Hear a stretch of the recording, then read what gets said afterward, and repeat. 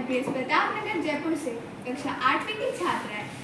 एक भारत श्रेष्ठ भारत गतिविधि के तहत एक मुहावरे आधारित कविता प्रस्तुत करने जा रहे हैं, जिसका शीर्षक है हिंदी के मुहावरे बड़े ही बावरे। हिंदी के मुहावरे बड़े ही बावरे हैं, खाने पीने की चीजों से भरे हैं।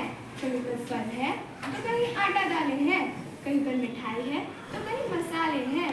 चलो फलों से ही शुरुआत कर लेते हैं, एक एक करके सबके मजे लेते हैं। आम के आम और गुठलियों के दाम भी मिलते हैं।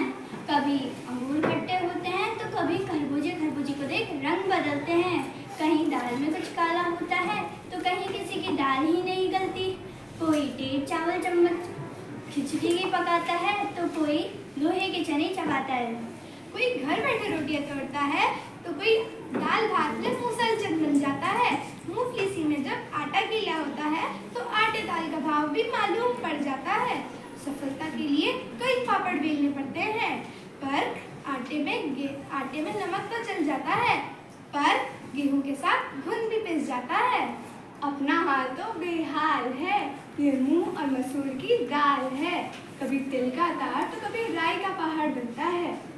कोई जलेबी की तरह सीधा है तो कोई टेढ़ी खीर है।